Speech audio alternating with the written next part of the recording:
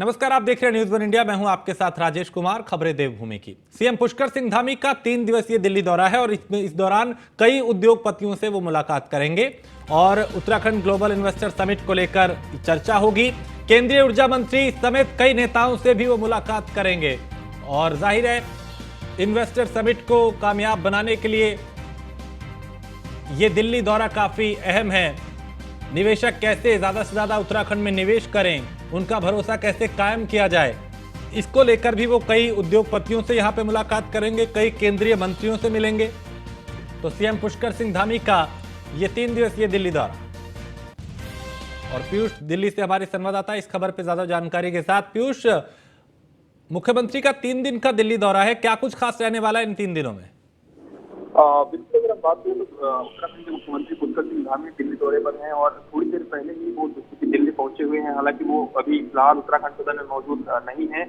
इसके साथ ही अगर हम बात करें तो दिल्ली दौरा इसलिए भी महत्वपूर्ण माना जा रहा है क्योंकि उत्तराखंड ग्लोबल इन्वेस्टर समिट को लेकर तमाम जो केंद्रीय मंत्री हैं, खासतौर पर केंद्रीय ऊर्जा मंत्री की बात करें, उनसे मुलाकात का कार्यक्रम रखा गया है। इसके साथ ही अन्य केंद्रीय मंत्रियों से मुलाकात भी कर सकते हैं उत्तराखंड के मुख्यमंत्री पुष्कर सिंह धामी। इसके साथ ही अगर हम बात करें तो उत्तराखंड में जिस तरीके से ग्लोबल इन्वेस्टर समिट के सफल आयोजन के लिए तमाम बैठकें भी आयोजित की गई थी और कहीं न कहीं तमाम लोगों से सुझाव भी इसके लिए लिया गया था, खासतौर पर अधिकारियों की अगर हम बात करें या केंद्रीय मंत्रियों की बात करें। और इसी कड़ी में काफी महत्वपूर्ण दौरा उत्तराखंड के मुख्यमंत्री पुष्कर सिंह धामी का माना जा रहा है। इसके साथ ही हम बात करें तो जो उत्तराखंड के प्रभारी हैं दुष्यंत गौतम, उनसे भी मुलाकात हो सकती है और उत्तराखंड के राजनीतिक विषयों पर भी उत्तराखंड के मुख्यमंत्री पुष्कर सिंह धामी चर्चा कर सकते हैं। कयास ये लगाए जा रहे हैं कि शीर्ष नेतृत्व से भी उत्तराखंड के मुख्यमंत्री पुष्कर सिंह धामी से मुलाकात हो सकती है। लेकिन सबसे बड़ा जो महत्वपूर्ण चीज है वो कहीं न कहीं कई उद्योगपतियों से भी इस दौरान दिल्ली में पुष्कर सिंह धामी जो है वो मुलाकात कर सकते हैं। तो काफी महत्वपूर्ण दौरा जो है उत्तराखंड के मुख्यमंत्री पुष्कर सिंह धामी का दिल्ली दौरा माना जा रहा है। बहुत शुक्रिया पीयूष इस तमाम जानकारी के लिए। तो मुख्यमंत्री का ये 3 दिवसीय दौरा है, इस दौरान कई उद्योगपतियों और कई मंत्रियों से वो मुलाकात करेंगे। तो इन्वेस्टर समिट 2023 के आयोजन को लेकर प्रदेश सरकार काफी गंभीर है और मुख्यमंत्री पुष्कर सिंह धामी दिल्ली में बड़े उद्योगपतियों और कई लोगों से मुलाकात करेंगे। इसके लिए मुख्यमंत्री दिल्ली पहुंच रहे हैं और सीएम पुष्कर सिंह धामी ने कहा कि इन्वेस्टर समिट की तैयारी को लेकर शुरुआत हो चुकी है। नीतिगत आधार और मार्गदर्शन उपलब्ध कराए जाने के लिए गठित मुख्यमंत्री सलाहकार समूह की पहली बैठक देहरादून में आयोजित की गई। इस बैठक में राज्य में औद्योगिक निवेश बढ़ाने, रोजगार को बढ़ावा देने और राज्य की आर्थिकी में वृद्धि के लिए आगे की कार्य योजनाओं पर चर्चा की गई। राज्य में निवेश बढ़ाने के लिए और क्या बेहतर प्रयास किए जा सकते हैं, इसके लिए औद्योगिक जगत से जुड़े लोगों से सुझाव लिए गए। अब तक इन्वेस्टर समिट में 2.5 लाख करोड़ के निवेश के लक्ष्य को पूरा करने के लिए उद्योगपतियों से बात की जा रही है। पिछले दिनों में उत्तराखंड में निवेश करने के लिए अधिकांश काफ़ी बड़े बड़े उद्योग समूह के लोगों ने, निवेशकों ने अपनी इच्छा भी बताई है और हम लोगों को अपनी जो लैंड से संबंधित उनकी रिक्वायरमेंट थी, उस रिक्वायरमेंट के बारे में भी उद्योग डिपार्टमेंट को बताया है। तो उस संबंध में चूँकि राज्य ने काफ़ी सारे काम किए हैं इस दौरान, उद्योग में हम उद्योगों के निवेश के अनुकूल जो पॉलिसी लेकर आए हैं और एमएसएमई से लेकर दीर्घकालिक, अल्पकालिक और मध्यकालिक जो है हमने बहुत सारी निर्णय लिए हैं, बहुत सारी नई नीतियों को प्रस्तावित किया है। तो उन सभी से सभी को अवगत कराना है। हाइड्रो के क्षेत्र में, सौर ऊर्जा के क्षेत्र में, हॉर्टिकल्चर के क्षेत्र में, उद्योग के क्षेत्र में और उद्योगों के लिए सिंगल विंडो सिस्टम को भी धरातल पर हमने पूरी व्यवहारिकता के आधार पर उतारने का काम इस दौरान हुआ है और एक बड़ा लैंड बैंक भी यहाँ पर बनाया है। और उत्तराखंड में मानसून सीजन में भारी नुकसान हुआ है। कई जगह लैंडस्लाइड से सड़कें और मकान क्षतिग्रस्त हुए हैं। वहीं भारी बारिश से खेती को भी नुकसान पहुंचा है। मुख्यमंत्री पुष्कर सिंह धामी ने कहा कि नुकसान का जायजा लिया जा रहा है और केंद्र की भी टीम उत्तराखंड के दौरे पे आई है और वो भी इसका आकलन कर रही है। सीएम ने यह भी कहा कि मानसून सीजन खत्म होने के बाद पहला काम रहेगा कि सभी जगह पे कनेक्टिविटी को दुरुस्त किया जाए और इसके साथ साथ जो लोग प्रभावित हुए हैं उनको राहत प्रदान की जाए।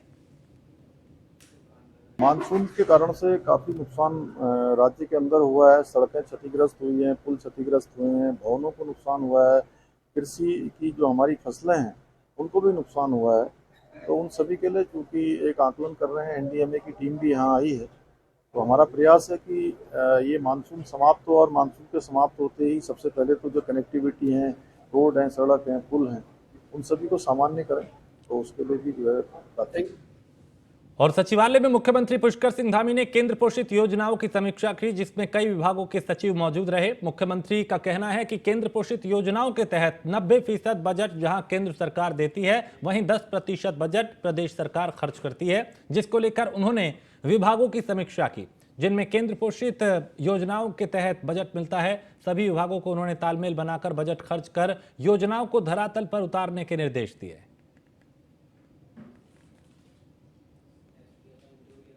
जो केंद्र पोषित योजनाएं हैं, ये हमारे राज्य के लिए एक बहुत बड़ा विकास के लिए बहुत बड़ा मील का पत्थर है और इसके कारण से हमारे अनेकों कार्य आगे बढ़ते हैं, क्योंकि 90% केंद्र इसमें वहन करता है, 10% राज्य को करना पड़ता है। तो उनकी प्रगति तेजी से होनी चाहिए और जो योजना के प्रस्ताव हैं, उन योजनाओं के प्रस्ताव भी मार्च के महीने में जैसे ही राज्य साल वर्ष का अंतिम दिन होते में हमने किए, आय व्यय के संबंध में भी करी है, राजस्व प्राप्ति के संबंध में भी करी है, सशक्त उत्तराखंड के संबंध में भी ये बैठकें हम प्रति माह करते हैं। तो इसी में जो है आज केंद्र सहायता जो हमारी योजनाएं चल रही हैं उनकी भी समीक्षा की है और सभी विभागों ने अपनी समीक्षा में बहुत सारे जो उनके लिए जो समस्याएं थी या कहीं पर रुकावट आ रही है, तो एक दूसरे के सभी विभागों को कहा है कि आपस में समन्वय करके उनका समाधान करें। और दून विश्वविद्यालय में सहकार भारती द्वारा आयोजित 3 दिवसीय कार्यशाला का शुभारंभ हो गया। इस मौके पर बतौर मुख्य अतिथि सूबे के मुख्यमंत्री पुष्कर सिंह धामी ने शिरकत की। कार्यक्रम में उत्तराखंड के पूर्व मुख्यमंत्री भगत सिंह कोश्यारी, सहकारिता मंत्री धन सिंह रावत और पर्यटन मंत्री सतपाल महाराज भी मौजूद रहे। और धन सिंह रावत ने बताया कि इस कार्यक्रम का मुख्य उद्देश्य गंगा के तटों से जुड़े तमाम गाँव में जैविक खेती के जरिए विकास करना है, जिनकी जमीनें बंजर पड़ी हुई हैं। हाल फिलहाल में ऐसी कई जगहें चिन्हित की गई हैं और सहकारिता मंत्रालय गंगा के तटों से जुड़े हुए सभी गांव में इस योजना के तहत विकास के कार्य करेगा।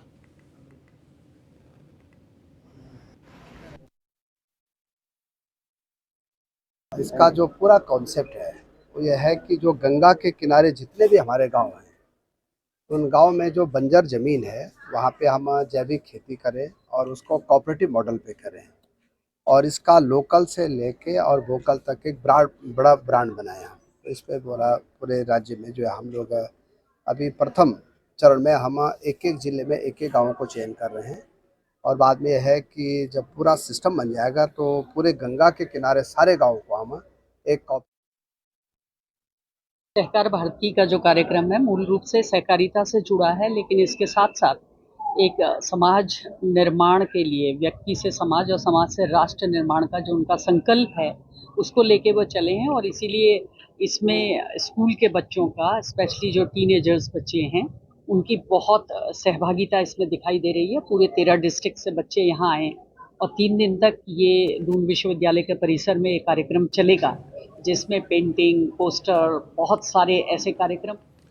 ग्लोबल इन्वेस्टर समिट को लेकर मुख्यमंत्री पुष्कर सिंह धामी दिल्ली दौरे पे हैं। इस दौरान प्रदेश मीडिया प्रभारी मनवीर चौहान ने कहा, मुख्यमंत्री जब भी दिल्ली जाते हैं तो कोई ना कोई सौगात प्रदेश की जनता के लिए लेकर आते हैं। उन्होंने कहा, जिस तरीके से मुख्यमंत्री दिल्ली जा रहे हैं और उत्तराखंड में इन्वेस्टर समिट होनी है, उसको लेकर यह दौरा काफी अहम है।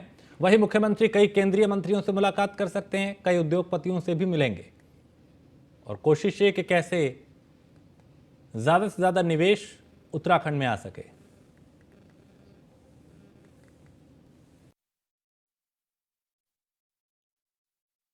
निश्चित रूप से हमारे मुख्यमंत्री जब भी दिल्ली जाते हैं तो प्रदेश के लिए कुछ सौगात लेके आते हैं और ये दौरा भी जिस प्रकार से हमारा जो प्रदेश का प्रस्तावित इन्वेस्टमेंट समिट का है उसको लेकर के भी बात हो सकती है और अन्य जो प्रदेश में हमारी आपदा से ग्रस्त प्रदेश है, आपदाएं जो आई हैं उसके संदर्भ में भी बातें हो सकती हैं। अन्य मंत्रीगणों से विभिन्न योजनाओं के संदर्भ में मुलाकात कर सकते हैं निश्चित रूप। और मध्य क्षेत्रीय परिषद की 24वीं बैठक सितंबर महीने में होने जा रही है, जिसकी अध्यक्षता केंद्रीय गृह मंत्री अमित शाह करेंगे। बैठक में उत्तराखंड समेत 4 राज्यों के मुख्यमंत्री 17 एजेंडों पर मंथन करेंगे, जिसमें उत्तराखंड, उत्तर प्रदेश, मध्य प्रदेश और छत्तीसगढ़ के मुख्यमंत्री शामिल होंगे। इस बैठक में चारों राज्यों के 2-2 मंत्री और केंद्र व राज्य सरकार के अधिकारी भी मौजूद रहेंगे। ये बैठक टिहरी जिले के नरेंद्र नगर के एक निजी होटल में प्रस्तावित है।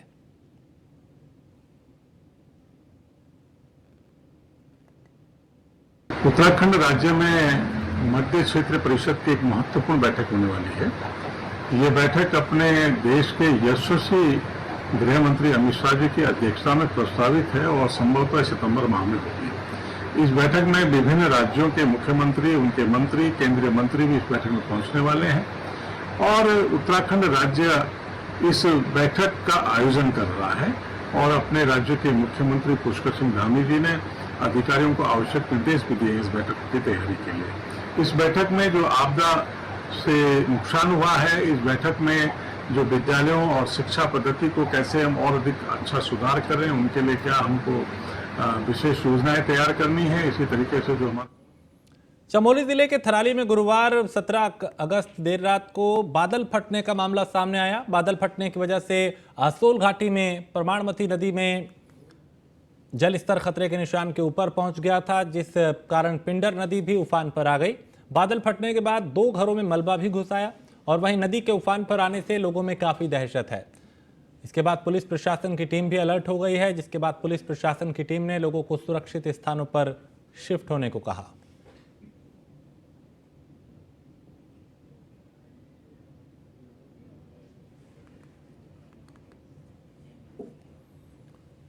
और देश विदेश के पर्यटकों के लिए आकर्षण का केंद्र रामझूला पुल पर्यटकों की आवाजाही के लिए बंद कर दिया गया है। भारी बारिश की वजह से मुनिकीरेती क्षेत्र में रामझूला पुल की नींव के निकट एक दरार आ गई है और माना यह जा रहा है कि गंगा के उफान पर आने की वजह से यह दरार आई है। सुरक्षा की दृष्टि से एसडीएम के निर्देश पर रामझूला पुल पर पर्यटकों की आवाजाही रोक दी गई है। पुलिस ने बैरिकेडिंग कर पर्यटकों को रामझूला पुल पर जाने से रोक दिया है।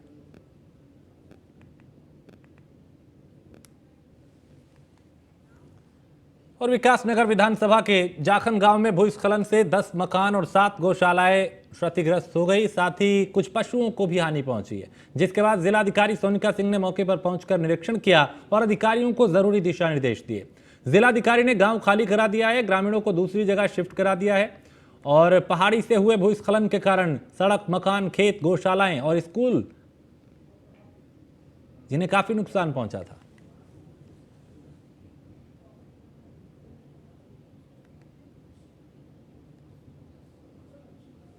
पे है क्या कारण रहे होंगे और किस तरह से अब रिहेबिलिटेशन करना है, इस पर पूरी चर्चा हो रही है। हम जल्द से जल्द सारी व्यवस्थाएं कर दें, उस पर कोशिश है। दिखवाते हैं अभी, जैसे क्योंकि ये तो पूरे 10 मकान पूरे ही चले गए हैं और आगे भी अभी असेस करना पड़ेगा कि कितना डैमेज और हो सकता है भविष्य में, तो उसके हिसाब से हम आगे तो बढ़ रहे हैं। अभी तो हमने राशन, रहने का इंतज़ाम और बिजली, पानी, सारी व्यवस्थाएं हम देख रहे हैं यहाँ पे, और भी जो रिक्वायरमेंट होगी गाँव वालों की तरफ से या हमें लगे हम जरूर करते हैं। आज इसको जो देख रहे हैं ये बुरी स्थिति का है और यहाँ की स्थिति को देख करके इधर उधर भी डर लग रहा है। डर रहे हैं कि अगर ऐसी आपदा आए तो सारे जो आस पड़ोस के गांव हैं वो सारे दब जाएंगे और सारे लोग मर जाएंगे। सारे लोग रात को भागे, बच्चों लेके बिस्तर छोड़ के सब भागे जब ये गिरा। तो आप कहाँ मौजूद थे उस समय? हम यहीं थे, गांव में थे, खुले में। हाँ, आपने देखा ये पूरा मामला? हाँ जी, हमारे सामने हुआ ही, हम यहीं पास में ही हैं। फिर रात को लोग भागे यहाँ से। और देहरादून नगर निगम बोर्ड की बैठक में दाखिल खारिज शुल्क में संशोधन कर दिया गया है। इससे लोगों को बड़ी राहत मिलने की उम्मीद है। संपत्ति के दाखिल खारिज के लिए अब लोगों को आधा शुल्क देना होगा। ये संशोधन पार्षदों की मांग पर बोर्ड बैठक में किया गया है। इससे पहले फरवरी में बोर्ड बैठक में शुल्क बढ़ाने का निर्णय लिया गया था, लेकिन शुल्क ज्यादा बढ़ाए जाने के कारण लगातार शिकायतें आ रही थी और फरवरी में बोर्ड बैठक में दाखिल खारिज शुल्क में स्टाम्प ड्यूटी के शुल्क के आधार पर बढ़ोतरी की गई थी। इसके बाद लगातार निगम में फैसले का विरोध किया जा रहा था और पार्षदों ने मांग उठाई थी कि राजधानी में दाखिल खारिज शुल्क में कटौती की जानी चाहिए। देखिए, गत बोर्ड बैठक में ये निर्णय हुआ था कि जो हमारा म्यूटेशन शुल्क है उसका जो 150 रुपये की जो फीस काफ़ी लंबे समय से चली आ रही है उसको रेशनलाइज करके बढ़ाया जाए और बोर्ड की ही सहमति के अनुसार समिति का, पार्षदों की समिति का गठन करते हुए उन्हीं से प्रस्ताव जो है फाइनल प्राप्त करके उसको लागू किया गया था। वर्तमान में उसको लागू करने के पश्चात कई जगह से इस प्रकार का थोड़ा सा शिकायत आई है कि काफ़ी ज़्यादा बढ़ोतरी हो गई है और इसके संबंध में इस बोर्ड बैठक में ये शुल्क में 50% की जो है छूट देने का जो है प्रस्ताव हुआ है। देखिए गत बोर्ड और बद्रीनाथ धाम में मास्टर प्लान के तहत हो रहे निर्माण कार्यों पर स्थानीय दुकानदारों और तीर्थ पुरोहितों के साथ हक हकूकधारियों ने कई गंभीर सवाल उठाए हैं।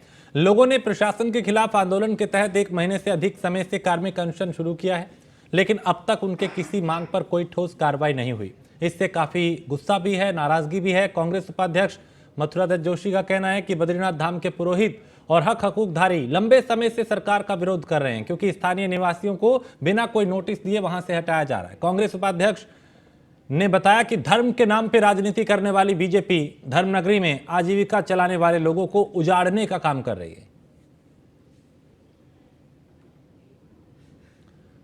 तो मथुरा दत्त जोशी ने सरकार को घेरा और कहा कि धर्म के नाम पर सियासत करने वाले लोग यहां पे लोगों को उजाड़ने का काम कर। सरकार को घेरा, कई सवाल उठाए।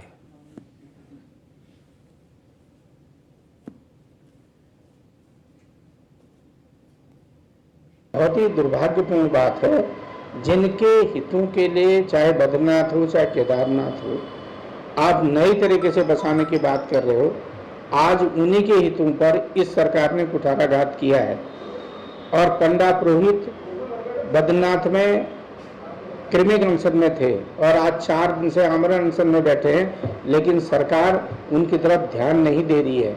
जो सरकार धर्म के आधार पर राजनीति करती हो, धर्म के नाम पर राजनीति करती हो, संप्रदाय के नाम पर राजनीति करती हो, आज उसी सरकार ने निश्चित रूप से बद्रीनाथ के पंडा पुरोहितों के हितों पर कुठाराघात करने का काम किया है, उनके हितों पर चोट करने का काम किया है और उनके भविष्य से खिलवाड़ करने का काम भारतीय जनता पार्टी की सरकार ने किया है। बद्रीनाथ में मास्टर प्लान चल रहा है। मास्टर प्लान में यहाँ पे कार्यरत जितने भी प्रशासनिक अधिकारी हैं, उनकी विश्वसनीयता पर प्रश्न चिन्ह आ खड़ा हुआ है, क्योंकि उनके द्वारा जो किए गए कार्य हैं वो किसी भी रूप में ना तो संवैधानिक रूप से सही हैं और ना ही इंसानियत के रूप से सही है, क्योंकि यहाँ पे घरों को बिना किसी परमिशन के और बिना किसी नोटिस के और बिना किसी नीति निर्धारित नीति के उनको तोड़ दिया गया है। और जिन लोगों के घर टूटे हुए हैं उनको अभी तक किसी भी प्रकार से सरकार के द्वारा कोई भी लिखित तौर पे आश्वासन या किसी भी लिखित तौर पे कोई कॉन्ट्रैक्ट नहीं दिया गया है उनको। आज हमारा कर्मिक अनशन का 35वां दिन जारी है कर्मिक अनशन, और अभी केवल प्रशासन से, उत्तराखंड प्रशासन से केवल 2 बारी यहाँ पे आए हैं अधिकारी लोग, और हमने उनको अपनी जो हमारा दर्द है, पीड़ा है, सारा बताया उनको। और हमारी ये जो 10-11 सूत्रीय मांग हैं, इसमें हमने उनको लेटर दिया है। उन्होंने कहा हमको लेटर दीजिए, हम तो अक्षम हैं आपकी मांगों को मानने में, हम आपकी मांग प्रधानमंत्री तक पहुंचाएंगे, पर अभी तक प्रधानमंत्री तक हमारी मांगें पहुंची नहीं हैं। और मसूरी से 15 किलोमीटर दूर दुधली भद्रराज पहाड़ी पर स्थित भगवान बलराम के मंदिर में लगने वाला 2 दिवसीय भद्रराज मेला संपन्न हो गया। मेले में जौनसार और पचवादून, जौनपुर, मसूरी, विकासनगर और देहरादून समेत कई इलाकों के हजारों श्रद्धालुओं ने भगवान बलभद्र का दुग्ध अभिषेक किया। मेले में सांस्कृतिक कार्यक्रमों का भी आयोजन किया गया। ये उत्तराखंड में भगवान बलराम का एकमात्र मंदिर है और मेले में हजारों श्रद्धालुओं ने भगवान भद्रराज का दूध, घी, मक्खन और दही से अभिषेक किया। साथ ही पशुधन की सुरक्षा एवं परिवार की खुशहाली की कामना की। वहीं लोक कलाकारों की प्रस्तुति पर लोग जमकर थिरके।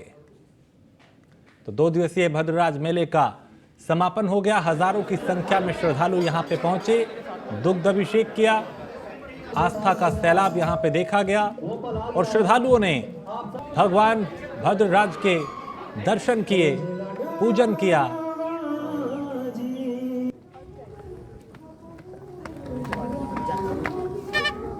तो भद्रराज गौरव सम्मान से सम्मानित भी किया गया और मेले में लोक कलाकारों की प्रस्तुति ने लोगों का मन मोह लिया। श्रद्धालुओं का मन मोह लिया और बड़ी संख्या में श्रद्धालु दूर दराज से यहाँ पहुंचे थे, जिन्होंने दर्शन किए, दुग्धाभिषेक किया। मेला हर वर्ष जुड़ता है और अनंत काल से जुड़ता आ रहा है। 16 और 17 अगस्त को ये मेला होता है। संक्रांति के दिन भगवान की विशेष पूजा अर्चना का दिन होता है। दूर दूर से लोग आते हैं, घी, दूध, मक्खन, रोट, हलवा लेकर के भगवान को चढ़ाते हैं और अपनी कामनाएं भगवान से कहते हैं, अपनी मनोकामनाएं भगवान से कह करके अपने भगवान का आशीर्वाद लेकर घर की ओर प्रस्थान करते हैं। ये मेला सांस्कृतिक मेला भी है और एक आध्यात्मिक मेला भी है। ये भद्राज भगवान है, बलराम जी जिनका नाम है, इनको संकर्षण, बलदाऊ, बलदेव, बलभद्र, भद्राज अनंत नामों से जाना जाता है। मेला हर वर्ष जुड़ता है और अनंत काल से सदियों की उस परंपरा को आगे बढ़ा रहे हैं। और भद्राज जो मेला है, जो संक्रांति का जो मेला होता है, वार्षिक पूजा, एक सदियों से चल रहा है, हजारों वर्षों से चल रहा है। आज का मेला इसलिए महत्वपूर्ण, दो बातों में महत्वपूर्ण है। एक तो भद्राज मंदिर समिति ने भद्राज मंदिर के समीप एक गायों के रक्षा के लिए, गायों के संरक्षण के लिए गौशाला के निर्माण का निर्णय लिया है कि भद्राज मंदिर समिति एक यहाँ पर गौशाला का निर्माण करेगी। और इसी के साथ इस बुलेटिन में फिलहाल इतना ही। आप बने रहिए न्यूज़ वन इंडिया के साथ।